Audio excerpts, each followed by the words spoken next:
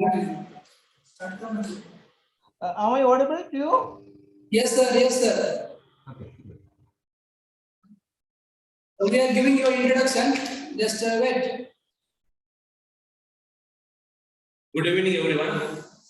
On the behalf of Cement Pune and the occasion of Azadi Ka Amrit Mahotsav Swachhata Pakhwada 2022, I welcome all of you for today's lecture. Today we have speaker Dr. Rajesh Kumar, scientist in Cement Hyderabad. Dr. Rajesh Kumar completed his MSc and PhD from University of Kerala. His area of research experiences are solid synthesis of nanostructural materials, ultra and non-porous membranes, photocatalytic materials, high surface area ceramic oxides, silica and mixed oxide aerogens, metallurgy of refractory metals such as hafnium, niobium, and tantalum, and their oxides, chlorides, and carbides. He has proven experience in solvent extraction and carbochlorination, metallothermic reduction, Kroll reduction, vacuum refining, and expertise in pilot plant scale production. Presently, he is handling e-waste management in spent PCB recycling, extraction of precious metals, lithium-ion battery recycling, etc. He has successfully completed many major projects, and currently there are few important ongoing projects. His scientific contribution has been recognized and published in highly reputed international journals. I welcome here Dr. S. Rajesh Kumar sir to deliver his talk. Sir, please.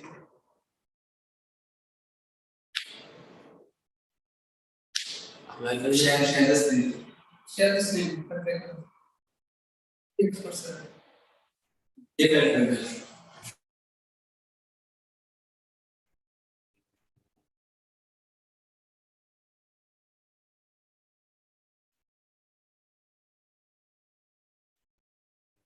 Sir.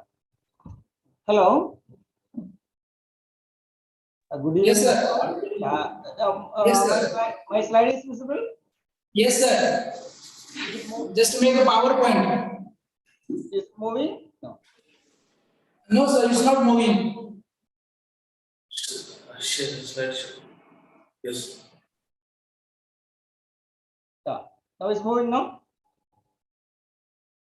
It's not moving, sir. Just visible. Now is it moving now? So just make a PowerPoint, sir. Yeah, is it the I am now I think I am in the fourth slide. Is it moving? No, sir. Still first slide only. Yes, now visible, sir. Now moving. Seventh slide. Okay. Yes, sir.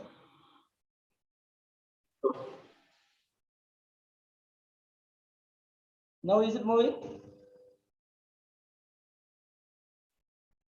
No, sir. Huh? No, No. sir. No, I okay. If I am keeping in the slide presentation, it's not moving. Okay, fine. No problem.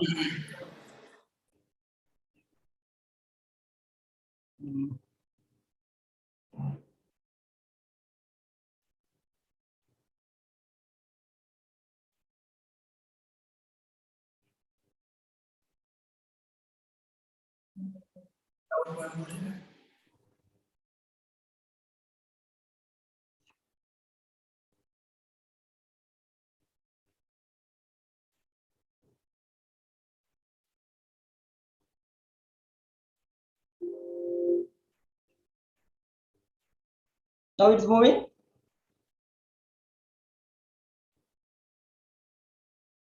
Yes, sir. Yeah. It's okay. It's okay. It's clear. Yes, sir. Can I start? Yes, sir. Thank you very much for inviting me for delivering this lecture.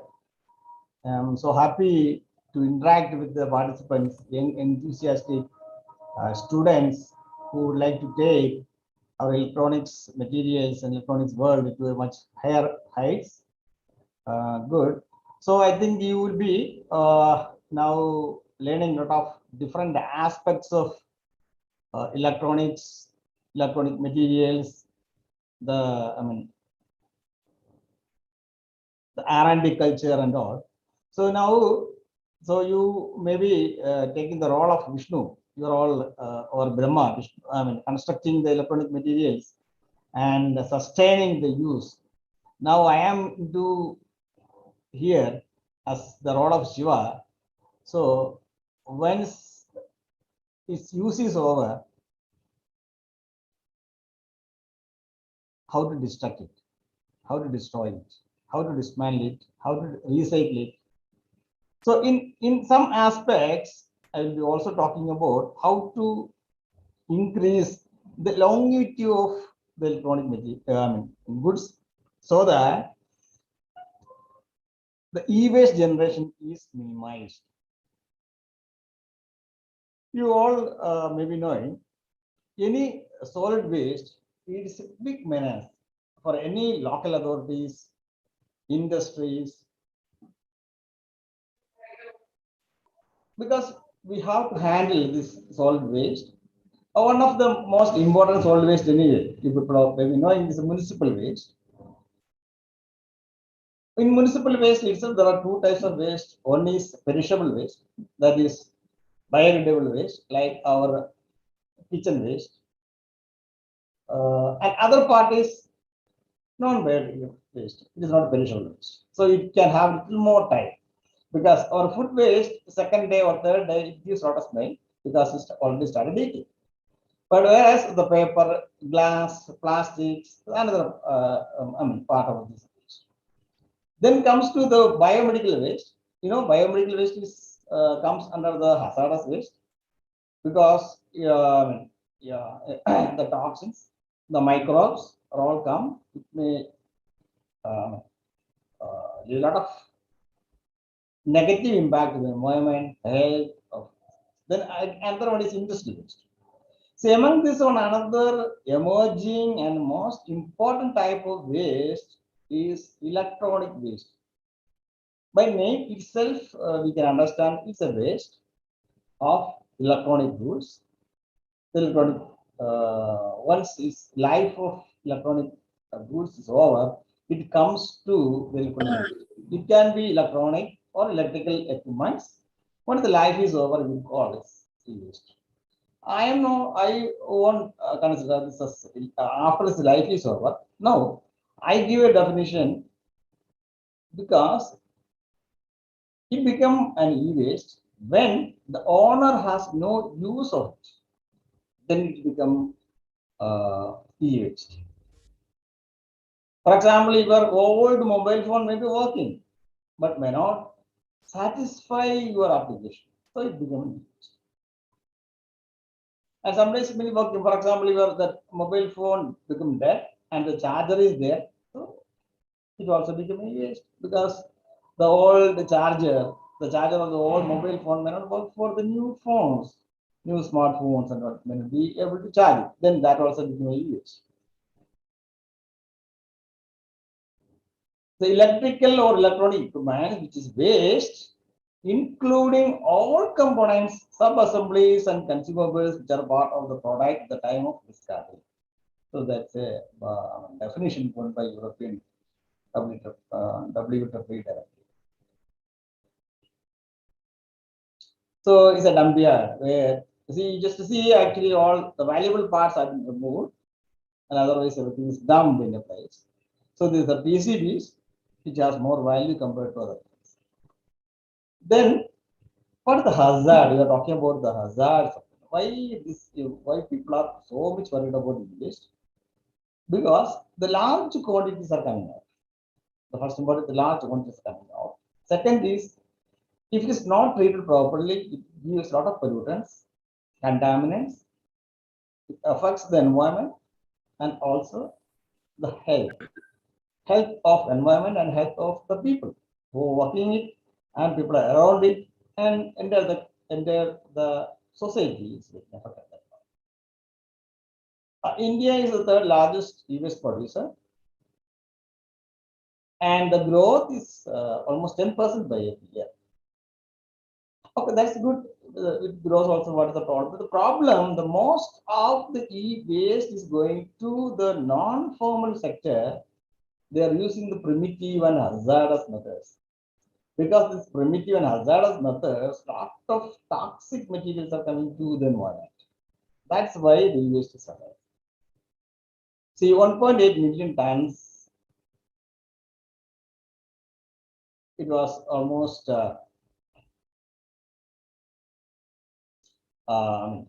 is coming the last year, 1.8 million tons. So now every year it is increasing by around 7 lakhs tons a year. So generally the largest, our large cities are contributing like anything from Mumbai, Delhi, Bangalore, Chennai, Calcutta are all producing a lot of waste in this case. Why? What is the problem with e-waste? We already discussed the 95% of the e-waste in India is recycled by the informal sector. Informal sector means the informal activities are there. A lot of activities are there. One is rack pickers. They collect and they store, and somebody will dismantle. Dismantle means split into some pieces, and somebody will try to remove a lot of the material from it. So the recycling activities. See, a gentleman, a poor man is in the, in the small. This small, unlike with the paper or other things burn, it is almost like a plastic. When you are burning plastic, lot of the smell comes out, lot of toxic materials are coming out. Similar way here also, e-waste means this effect is almost double or triple. All brominated compounds, persistent organic pollutants, polyhalogenated compounds, dioxins, furans, and some low volatile metals, all things will come out and it will affect his life horribly. And I am not in detail going to each element what are these health effects and things, because I think last Monday you might have heard our Dr. Rambabu's lecture where each element, ROHS elements, what are its effects, where it's available and already have seen the hazards. So hazards part I am cutting it short because already that part is covered by somebody else. For example, this printed circuit boards contains a lot of lead, cadmium, and all. It affects our nervous system, kidneys, liver, etc. And the batteries, old batteries, not the new batteries, it contains nickel cadmium batteries. So the cadmium affects the kidney, liver, etc. And the cable insulation, the PVC's immune system will affect. A lot of bromine, because all flame retardants contains polybrominated compounds. The bromine, whatever comes out, will affect the chemical.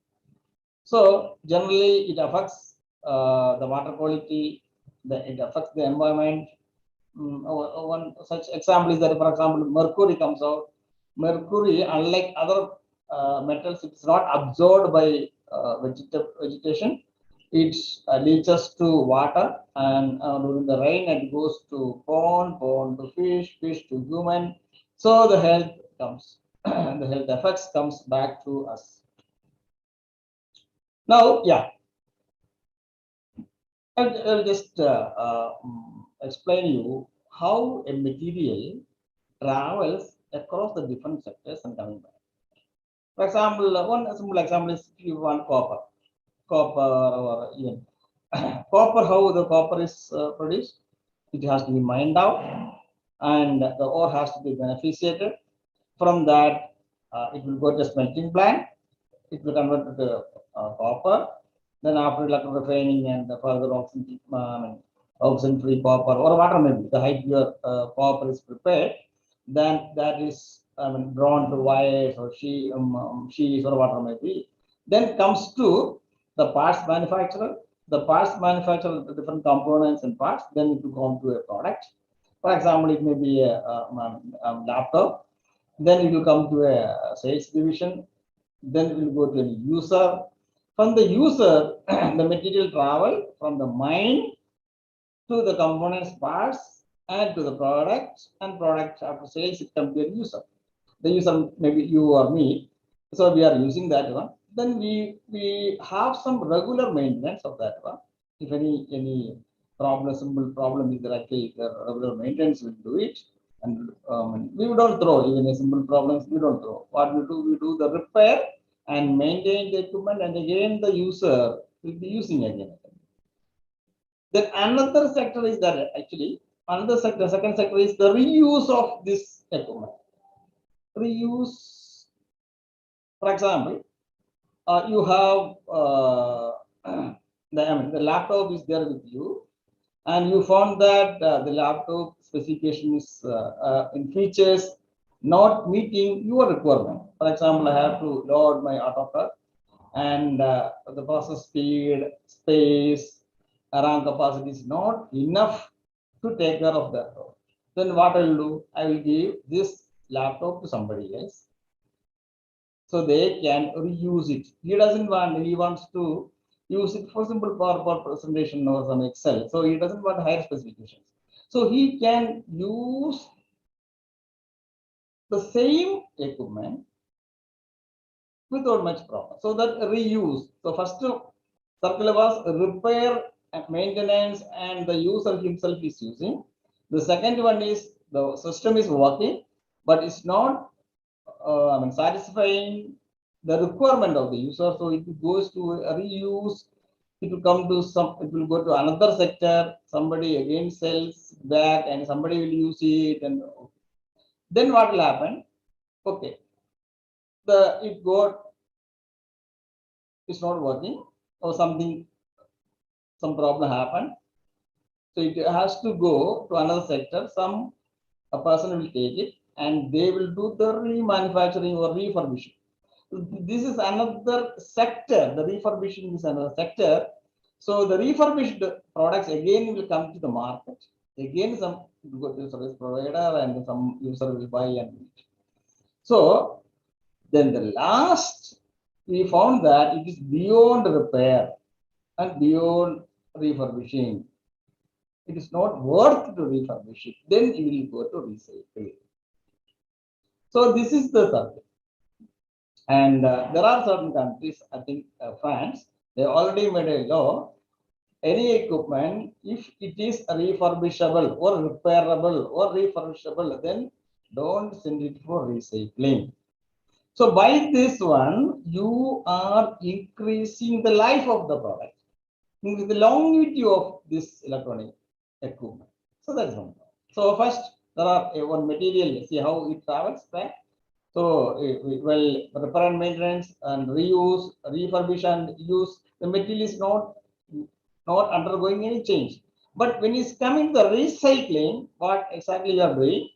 Well, the recycling, for example, if you talk about copper is again either leached or smelted, and again come back, again will make the pure copper, and the pure copper again will be used for the manufacturing purpose, manufacturing of new components or parts of the electronic system. And there are certain items which are not going to the recycling sector and or not recyclable part. It will go to the incineration, that is or the landfill. So the motto or the present day object is that actually you have to reduce the incineration or reduce the landfill. So most of the items have to be recycled. But before sending it to recycling, there are certain steps. We can repair and use it back. We can reuse it for another sector, and we can refurbish and again use it for another sector. And if all three options are not there, you can go to recycle. After recycling, the same material can be brought in.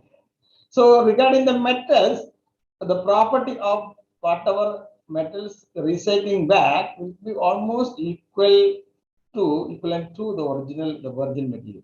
So that is the beauty of the recycling of metals and other things. But if the case of plastics, all the plastics we can recycle, but after many use, it may not be equal to the origin material. So, maybe around 2-3 times of recycling, it may not be recyclable, or the property will be different.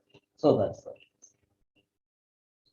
So when you talk about this e-waste, when we come to you, we can classify it into different groups. Basically, for the ease of recycling, we group them to a class where the recycling requirements are almost similar. Especially temperature exchange equipments, the refrigerator or freezers or air conditioners, very well refrigerants are there. So because refrigerants are there, so they are grouped together. Then the screens, monitors, TV monitors, laptops, etc. So especially the flat monitors are available. So that's why they grouped together. The lamps, fluorescent lamps, CFLs, LEDs, and the fluorescent lamps we have mercury in that one, and LEDs, CFLs, all those things we have valuable errors in that one. Then the large equipments like washing machines, dishwashing machines, etc. The small equipments like kettle, radio, or all that. Then the fifth one is the most contributing one is the small IT and telecommunication equipments.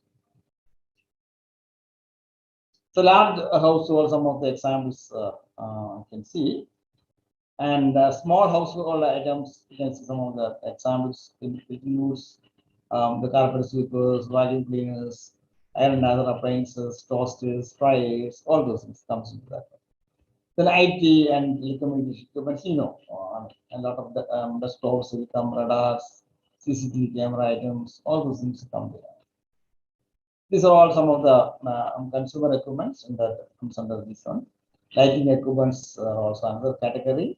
Electrical and electronic tools also another category. Comes after use, it comes under e-waste, toys, leisure and sports items. Medical devices also comes under e-waste. But this consumer part, they come goes as medical waste.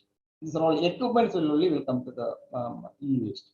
And also the wherever the radiation things are coming, they are not coming under the waste. They will go under a different category of waste. Monitoring and control equipments also comes under this one, and automatic dispensers. Nowadays, because of the pandemic, everywhere you have a lot of automatic dispensers and other things. It also comes under the waste. Then these two things are not covered under e-waste. First one is batteries, or is lead acid batteries. They have a different category, that is batteries management and handling rules 2001. It's a different one. And this lead acid battery, they have very solid infrastructure for collection. When we are changing our car batteries, we are getting old one for a price, and we are getting a new one. So that the reduction price for the old one also we are getting. So those batteries will go into smelters, lead smelters. And in Hyderabad, we have 9 industries. They are very close to the Amara batteries. So whatever the lead coming out will go to Amara. So Amara people, whatever collected batteries, they will give to this company, and this company will give back to them. So like that.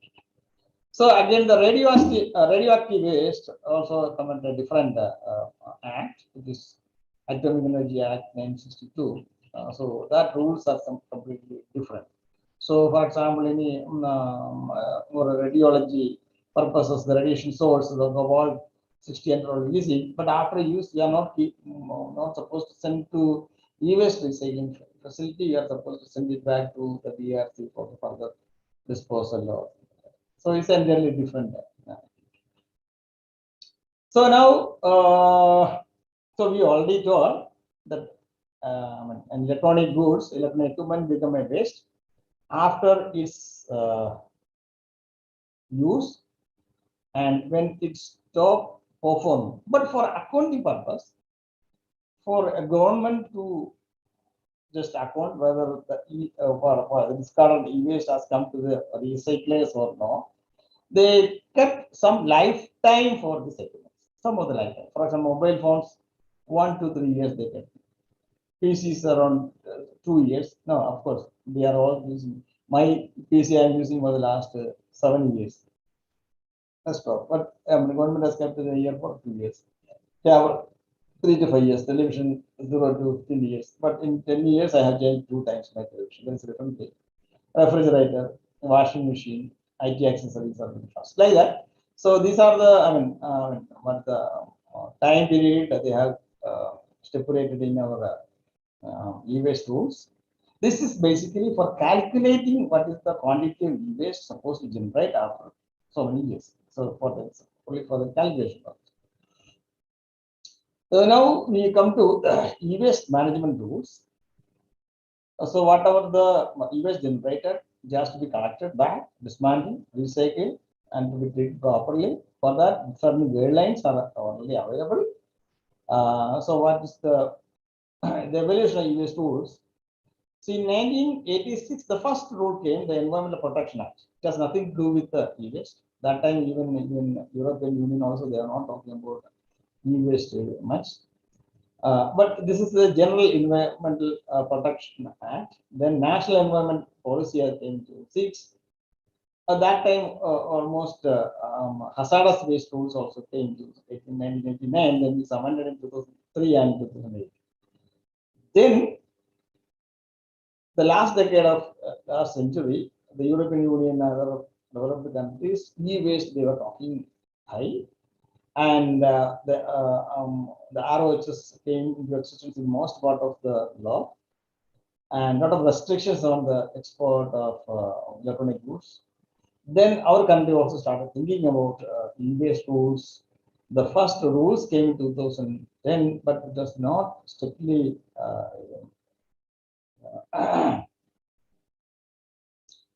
they just it was only almost like a grading type. It was not full 50. In 2016, the first e-waste management rules notified, and in 2018, it was amended, including the EPR. EPR means extended producer responsibility. So earlier, it was only the responsibility of the consumer and the responsibility of the dismantler, collection agency, dismantler, and recycler. Now in 2018, they brought the producer also responsible for it. One, the extended producer responsibility came in 2018. So in this one, the idea was that actually whoever produces the e-waste, they are responsible for collecting back, or at least to account it, how much e-waste has generated, after that, how much it has gone to the authorized recyclers, and it is getting recycled properly. So you have to account it, how much e-waste has come and where it has gone, where it has in that case, actually another sector of service sector has come up, that is PROs, producer responsibility organization. For example, if I am the manufacturer or the producer of a particular item, I don't have time to account it how much it has come back. So I will just outsource this activity to another person. So they will take care of. See, for example, 2015, that many Sony TV are sold out. So this longevity is around 3 years or 5 to 10 years. So in 2025, that many used to come out. And by rule, I am supposed to collect back around 70% of it. Yes, 70% of the it, and out of that, how much fishing, how much export, all those account it and submit to pollution control. So that those type of agencies are called PROs, means producer responsibility organizations. So even when you talk about these rules, just around 6 chapters. The responsibility of producer, collection center, dismantler, recycler, bulk consumers are all available in second chapter. And the third chapter, procedure for seeking authorization registration is there. And fourth chapter, the storage of e-waste is there. And fifth chapter, ROHS guidelines that Damba was given a detailed lecture last time. The chapter 6, what are the duties of regulatory authorities? How this is available. So let us see what is the responsibility of the producer. The producer first responsibility is that during the production, what are the process rejects came, what are the waste generated that also they are supposed to collect it and channelize it to recycling or disposal. That is their first responsibility. So that is within their house, their production facility. So what are the waste generated during the production?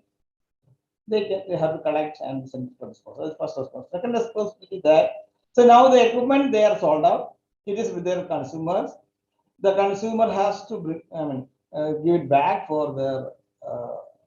But for that they cannot go and collect individually from each house. No, that's not possible. So what their responsibility is to set up collection centers or buyback system. So that is the responsibility of the producers. You want to participate in. Any question? Any question? Can I go ahead? Sir, please carry on. Yeah, thank you. So, and this all authorized collection centers, they are supposed to give to their consumers and multi-consumers. That is their role. And they have to do the awareness sessions for the this all through advertisement, other communications. That is one thing. Second one, in the equipment itself, when you are selling, they are supposed to give information regarding what if you handle it improperly, what are the hazards involved in that one, and what is the proper way of handling.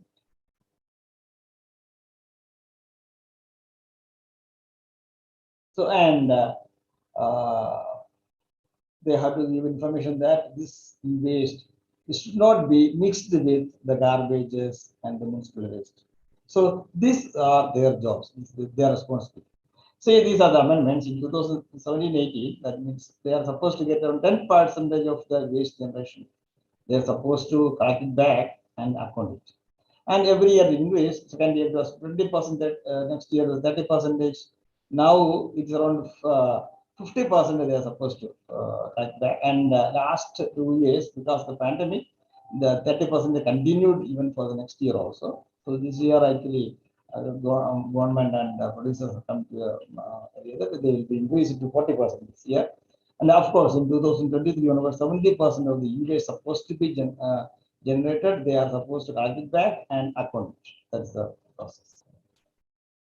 Then we come to the bulk consumers. We are all consumers in every house or every person they have. For example, now when we are sitting, who are all sitting here, and there are at least one electronic equipment is there. So either one electronic watch or mobile phone or something people are having.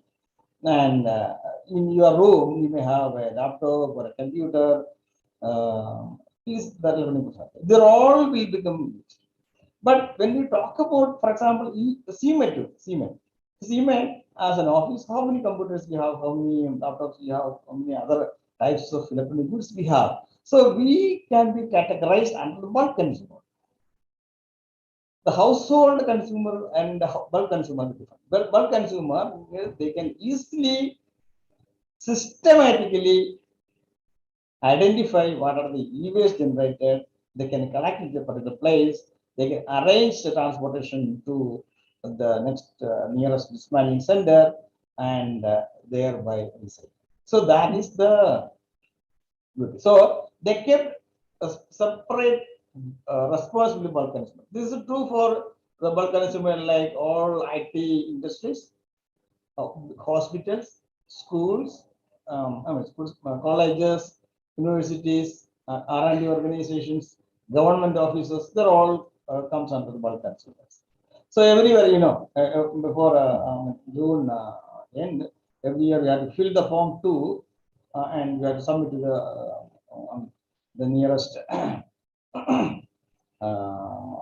SPC, that means State Pollution Control Board. So then comes to the responsibility dismantler. Responsibility first they have to get authorization and registration from the State Pollution Control Board. and there should be no damage while storage and transportation e-waste, and the dismantling process should not be any adverse effect. So many responsibilities are there, and they should follow the guidelines published by CPCB, the Central Pollution Control Board. All those things are their responsibilities. And recycle also same way responsibility, because recycling only maximum environmental hazards are happening. So more responsible the recyclers. So you see this everywhere. We are all feeling this one. So how much e-waste is generated, how much is stored, and how much is sent to refurbisher or dismantling agency and all. We are supposed to keep it, because from there only we have the data. This data also help meeting the demands of the producers.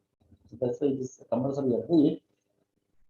Why it is happened was that, as a government office, very difficult to dispose it of any item. We can just store it. Even for 20, even after 20 years also, we have very difficult to dispose of many of items. So now government found it, we have to make compulsory that every year whatever e-waste generated has to be disposed of. Otherwise, a huge stock of e-waste in some places, whereas these recyclers are starving for their goods. So now, now coming to the area of interest of our students.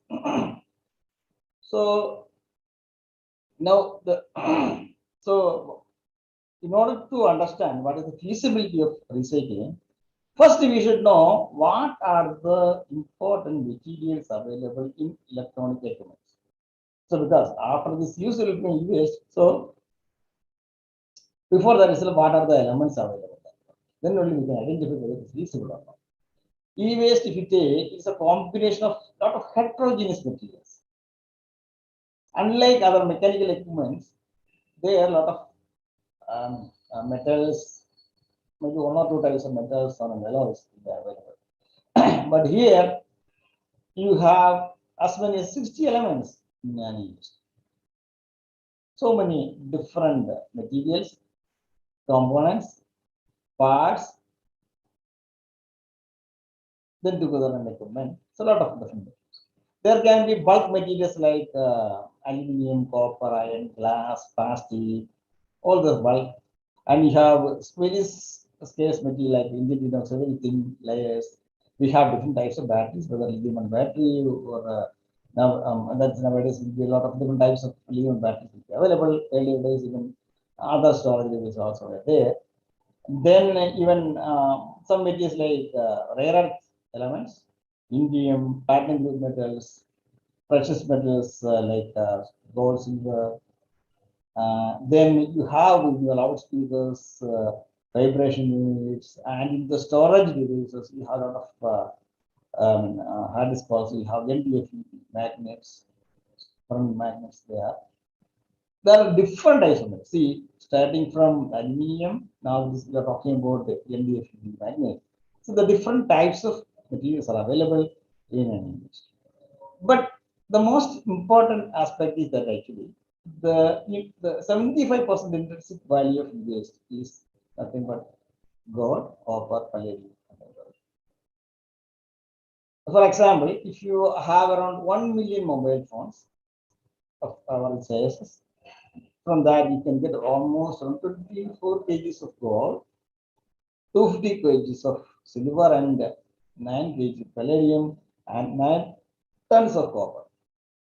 So this is an average weight. It varies actually from type to type, brand to brand, and from model to model varies. When you talk about the value of it, one, see, just to see in a normal TV board, the copper is around 10%, silver is there, but gold content is very less, around 3%. It is below the recoverable values only, very less. So we just don't give much value to TV boards. But other motherboards, when you talk about the printed circuit boards, we have around 20%, around 20% copper, and gold is around 250 ppm. This is a little bit 2014 data. So now the gold value has come down around 125 to 130 ppm. very few boards they are having higher concentration. Whereas the mobile boards and all, it is a little bit higher concentration of gold is there. And some kind of servers we have around even one material we received from some supplier. There the gold concentration was around 800 ppm. So very high. So here I mean, when you talk about the percentage and when you talk about the sum, around 85% of the total value of the recyclables from PCBs coming from the precious metals. That means gold and silver and lead. These are the cases. See, when you talk about the most important part of English is this motherboard, printed circuit board, and though its quantity wise is less, but its value wise is more.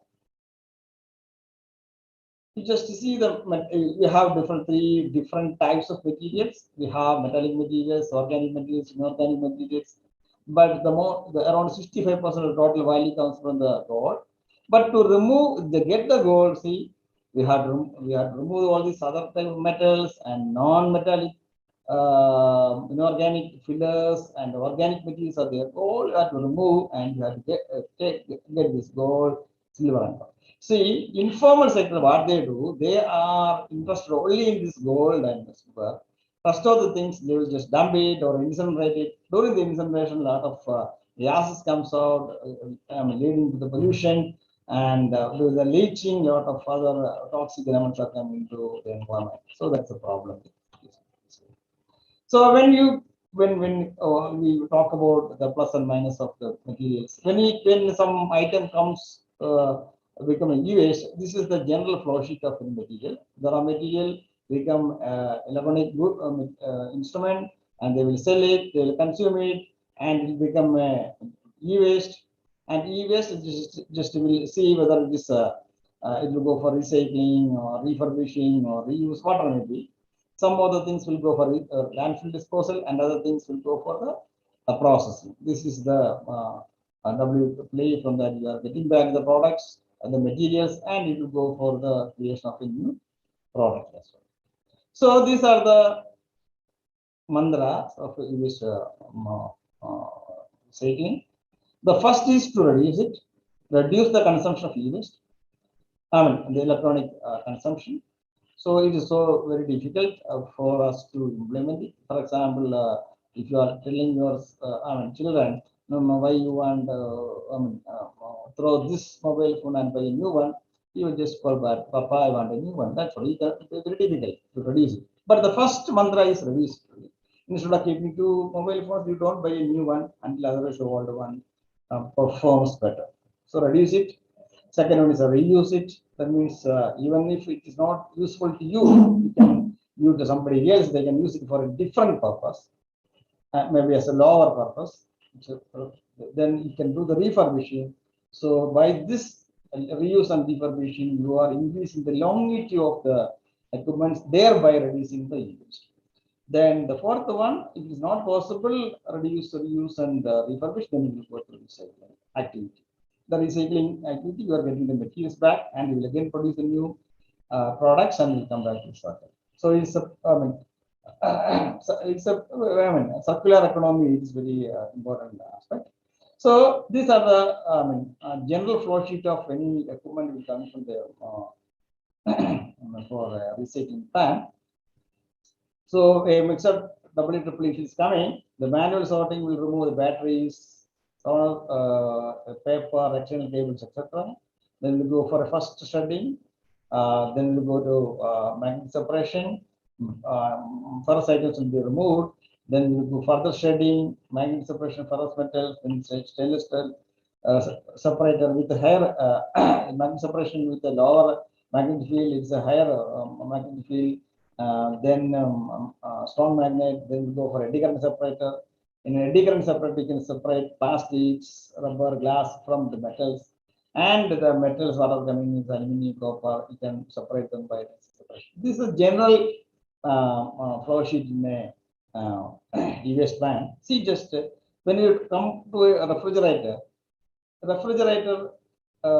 we cannot mix it with other e-waste. there are two things in that one. One is first, before starting the disassembly or dismantling, you are supposed to remove this refrigerant from that one. So the first step. Then even after shedding also, there are another one more step you have to introduce it. You know, a lot of PU forms are there in, I mean, for the insulation purpose, whatever you keeping, you have to remove it. So this CFCs and PO forms, you have to remove it before sending it to further e-waste recycling processes. The another interesting one is the cathode ray tubes. See the cathode ray tubes, you know, because all these are generating radiations. So as a radiation protection, you will always have lead glasses. So this funnel glass and the panel glasses, they change in the lead content. So they have to be separated. So after these glasses are separated, these glasses cannot be or should not be mixed with other e-waste or other glass streams, because this glass cannot be recycled and used for any other normal purpose. This has to be separately handled and brought back to again the lead glass manufacturer. See, you may be thinking that the e-waste is so simple we can do, but after dismantling, when you do segregation, you just around 26 different categories you are supposed to segregate. Metal to electrolytic capacitors, radiated substances, refractory materials, sectional electronic cables, then refrigerants, batteries, different types of you have to categorize before going to the next level of process. So we already told there are different types of materials: precious metals, platinum group metals, base metals, and metals of concern. In that one, most of the metals now it is got reduced because of the implement of the ROHS. Then, in addition to the so we talked about metals. In addition to metals, we have a lot of plastics in that. So we have polycarbonate, we have HIPS, high impact polystyrene, and we have ABS, acrylic styrene, and for example, this polycarbonate and the ABS blends. For example, when you talk about your keypad and all, no, there are keyboard and all that made of, you are getting a good luster finish. They're all because of the PC ABS blends. PC is very expensive. All our CDs, DVDs are all made of this PCs only, that one. And ABS also a little bit stronger, and these blends will give both properties and the strong strength and this what the color luster and everything. And then see one particular, for example, in the PC, there are how many different types of plastics are available in that one. Then when you come to that one, what are the, I mean, you just talk about the e-waste. We have seen the definition. What are the hazards involved that one? What are the e-waste rules are in place? And what are the materials available in that one? You know, we found that there are materials of concern and there are materials of value, like gold, silver, palladium, and all. So in that case, what are the challenges in e-waste sector and what are the opportunities? You may be knowing the most important challenge is the poor collection mechanism. So whatever the e-waste generated, it has to reach to the recycler, then only we can extract the valuables from that one. And if it is getting mixed with a municipal waste, gone. It is almost like a misplaced book in a library. It is almost equal to a lost book. Similar way, the e-waste, if it is mixed with the municipal waste and that you send to a dumpia, very difficult for us to get the e-waste back. Then lack of end processing infrastructure, and you have to compete with the informal recycling sector because, for example, see, we have a small pile plant facilities available here. So around 30% of the total capital investment we have to use it for the pollution control systems, and around another 35% of the total revenue also required for this pollution control performance. So this 30% of capital and 35% of revenue is not required for the informal sector. Though their yield may be less, but the cost of processing is much lower for them. So to compete with them for any formal sector is very difficult. So that is another challenge. And we are talking about a lot of values available in the e-waste and all those things. But one important thing is that if it's not done properly, it is hazardous to it. But whereas it's done properly, of course, no problem. So research in pollutant if it's not handled properly. And and second one is that actually now a lot of competition, unhealthy competition is available. Now people are jumping because of the glittering gold. People are jumping into that one, and the margins of this business has come down. And another one, the precious metal contents in e-waste is coming down. So they are getting replacement for most of these applications. So the gold concentration is coming down. So the profit margin is coming down. So all those things are challenged. And the lack of qualified and skilled manpower is also another thing. For example, in that one solution we ourselves are having, we have called the skill development. So in the similar to your project, whatever the students you are there, so we have a skill development program, CMET. Dr. Rambo might have already explained to you. We have a crash course of 3 days program and 1 week program, 1 month program, 2 months program. Different levels of programs are there for. Whereas you are getting the information or details about the various laws in that one, and we are able to what you call lot of qualified people are there.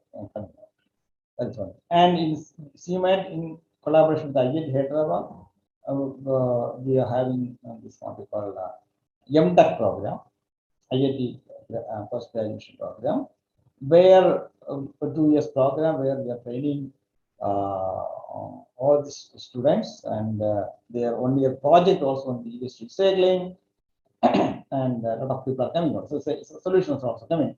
And what are the major opportunities? So we are getting the raw materials for the manufacturing, and almost in a pure form we can recycle, we can recover the materials. In that one, see the production of a metal, virgin material from its ore is highly energy consuming one, and lot of carbon emissions are there. So with e-waste recycling, we can reduce the energy consumption, we can reduce the carbon footprint, and it is a good source of lot of different types of plastics. And whereas many of the plastics may not be manufactured here, but we are getting because it is available in our equipment. And so, for example, we don't have a good source of for copper, cobalt, nickel, all those things, but we are getting all those things when we are able to extract from this e-waste. For example, the lithium battery, a lot of cobalt is available. So we can recover back all this. And nowadays, toxic elements concentration have come down. That's an opportunity. And if you do it properly, it will save the environment, and it generates a lot of employment, and a lot of emerging technologies are coming.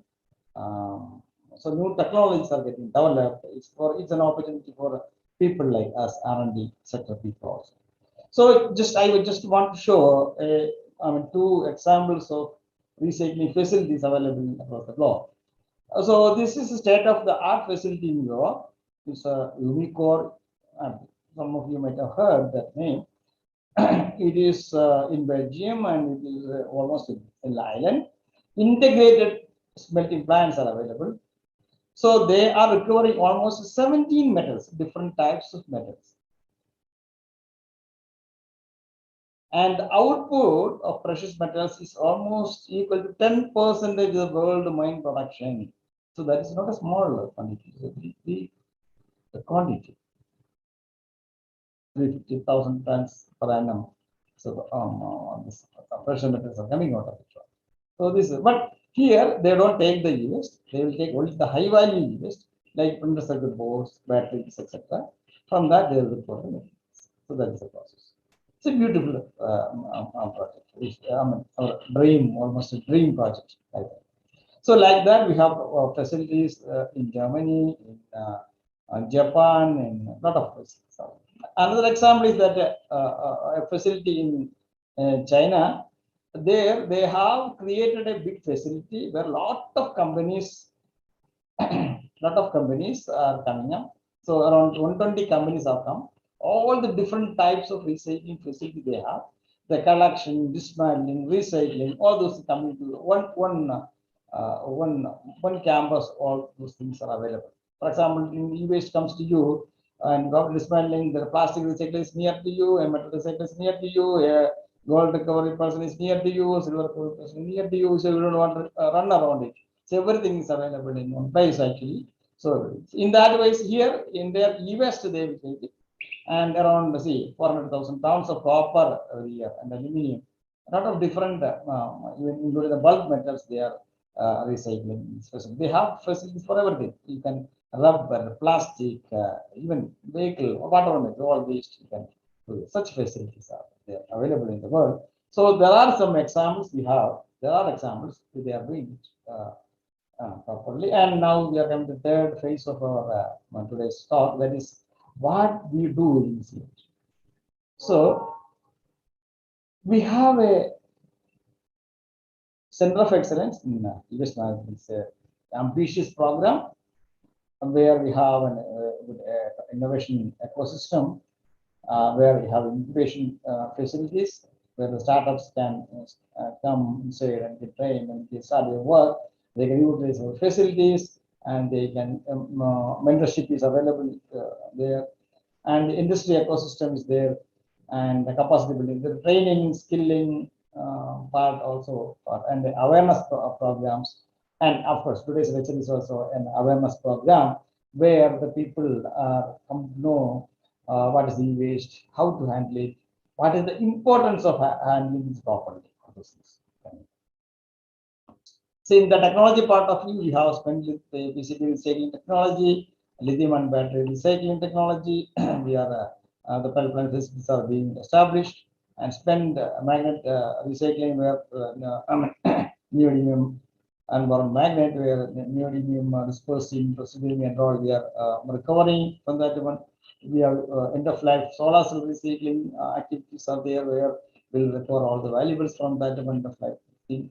And this is a program with the IIT Hyderabad, and the technology transfer facilities are available. So this is a some example of a printed circuit boards facilities. All the facilities are available. This is a simple flow sheet. I think maybe it may take a lot of time for me to explain, but the major processes are depopulation, shredding, the mechanical processing, and smelting is a pyrometrical processing. Refining of copper, there is a pyrometrical processing. Electrometallurgical processing, and the chemical anode leaching is a chemical hydrometallurgical processing, and we require precious metals and copper also. Recover. The pile plant facilities are available with us. This is a pile plant facility. These are various facilities available here. This for our R&D purpose, R&D development purpose. Then also training the manpower of technology transfer industry. That is one thing, and also offering services to other people. Somebody asks some 100 kgs of PCB, you can walk in, pay 20,000 rupees, you can take back your material and go. So that sort of three different levels of utilities available. And this one we have already PCB recycling technology was called going to a technology demonstration level. That means around KRL 6 to 7 level. And we have other different types. We already explained you the different technologies are available at different levels of its readiness. And now I just want to concentrate on these students and the industry's people. For example, for technology transfer, we have different technologies available, already explained. And we have awareness and training sessions. One in this one, this is only a crash course, so it's only awareness session. And after that, different extents of training is there. Awareness session, there will be then a 3-day program, 7-day program, 2 weeks program, and 2 months programs are all available. You can, who are all interested, they can write to us, and they can join for our training program also. And of course, our SSC students, it is free of cost, but for others, it's on payment charges. And you see, the incubation for startups. So you people, maybe who are maybe around people who are listening, you can come with some novel idea, some business opportunity, and you can register as a startup. And early startups is always investment and place to work and mentorship is also a big problem. So we have union incubation facilities. They can walk in. Whoever comes, we'll give a training of around 15 days. All this, what are EVs tools, handling techniques, do's and don'ts, safety, how to register as a recycler, and all those things will be the technique. And after that 3 months, you can spend with us, and our scientists will mentor you. You can develop the process, and whatever the process developed, it can be the patent can be a joint patent, and you can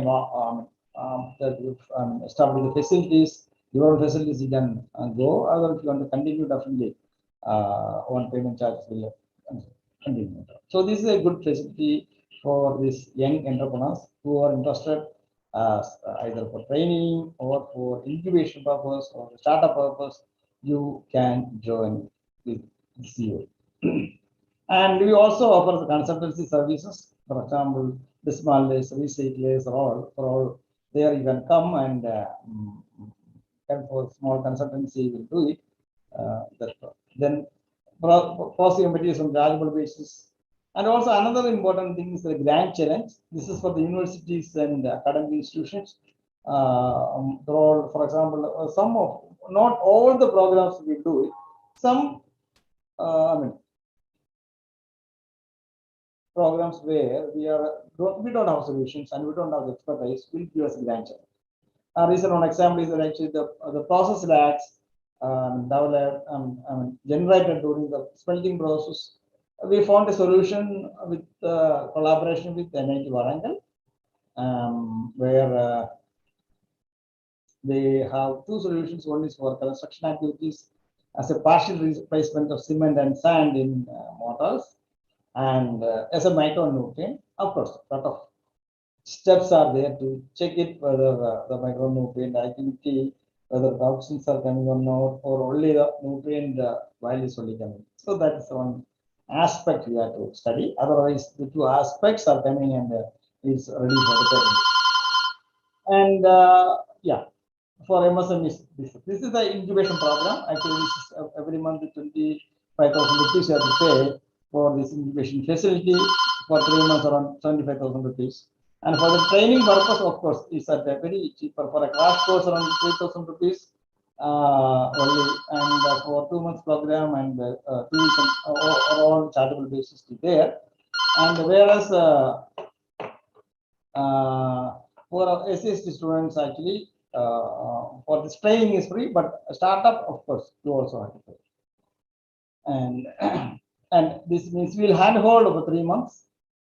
And machineries, you can use our machineries and categorization facilities, and 2 persons are allowed inside the campus, and IPR will be shared equally. So in this incubation program, so mentorship is one thing, and actually access to state-of-art equipments, training and skill development, recycling technologies, of course, a lot of dismantling activities will be and R&D innovation labs. You will get an experience what is going on in our laboratory. You can see and see this is all. E-waste awareness sessions will be there, and training will be available. You access to R&D and innovation labs, access to COE infrastructure, and subsidy. This is not CMET is handling, but we have tie-ups with state governments, and we can tell you what are subsidies available with different state things. We can so we can just tie up with some of the state government officials. Rest you have to do yourself. Their mentorship and technical consultancy is also available with senior scientists. and access to industry and government stakeholders. So these are the offerings in actually with this one. Actually, I put light in at least part of students available. I will be really happy. The time is what we spent will be worthwhile. And many thanks for the organizers to give me an opportunity to interact with the students. Now it is open for all organizers, and I am ready to take any further questions. Thank you. Over to you.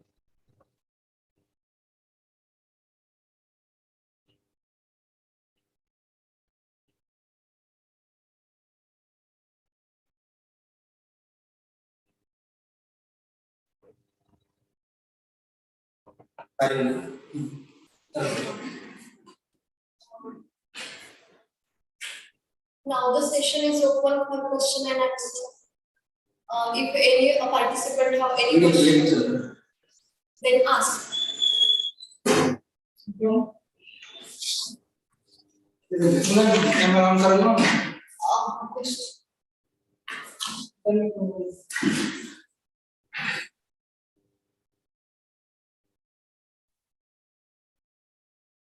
Good evening, Dr. Rajesh.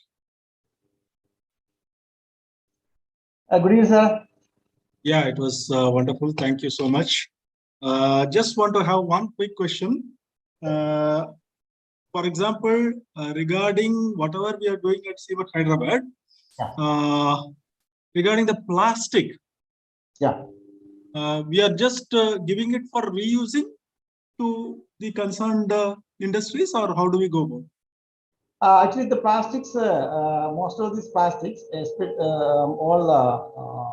some of the settings, thermosetting plastic that has to be sent it for incineration or as a filler only.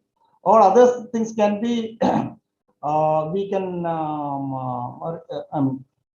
what we can recycle. The means, for example, the plastics will be crushed and they'll be extruded, and they will be made of granules, and the granules again will use it for injection molding or shape forming processes. And CPET has come with the technology. In CPET, Bhubaneswar have all these facilities, and CMAT Hyderabad also we are getting the facilities for plastic crusher, plastic extruder, and injection molding machine. And these facilities will be used for training young entrepreneurs for this in this sector. Actually, most of these plastics are getting recycled. Thank you, sir. Thank you so much.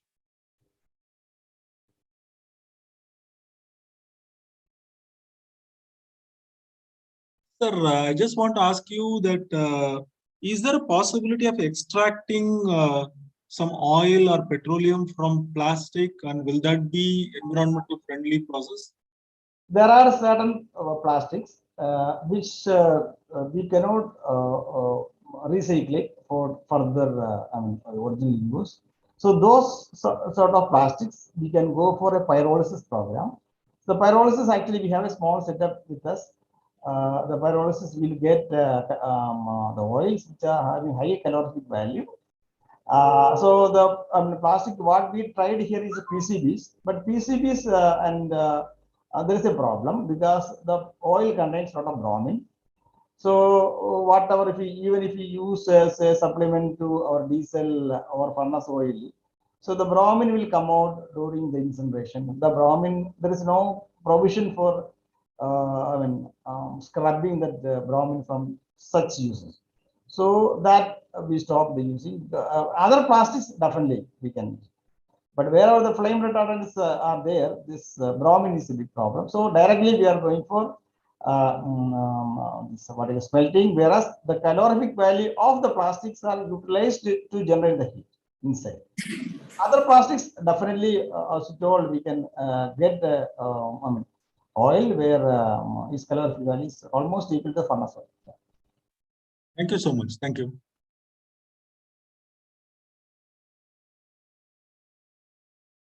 Please, all the students, open your camera.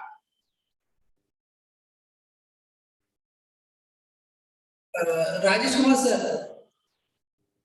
Yeah. Okay. Yes, sir. All the participation, just open your camera.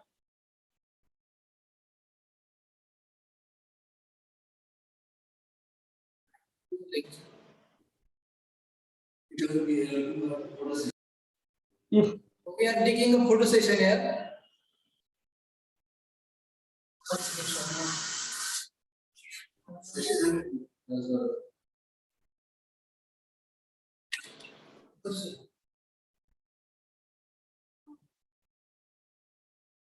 Please for a second. The students are coming on camera, so we'll take a photo.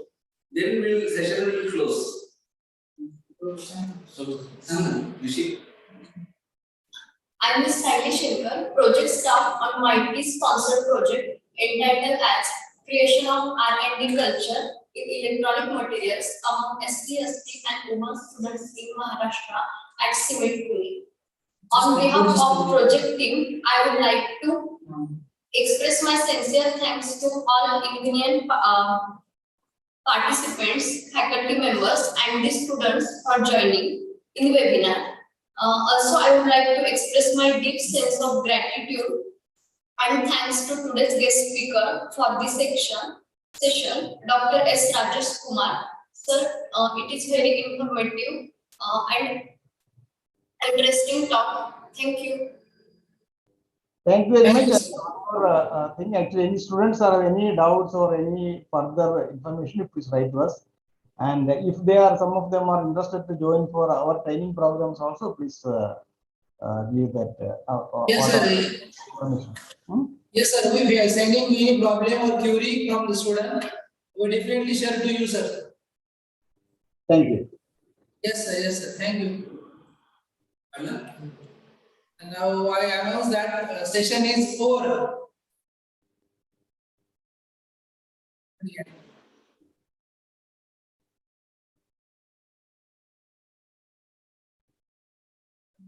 Again, session is closed.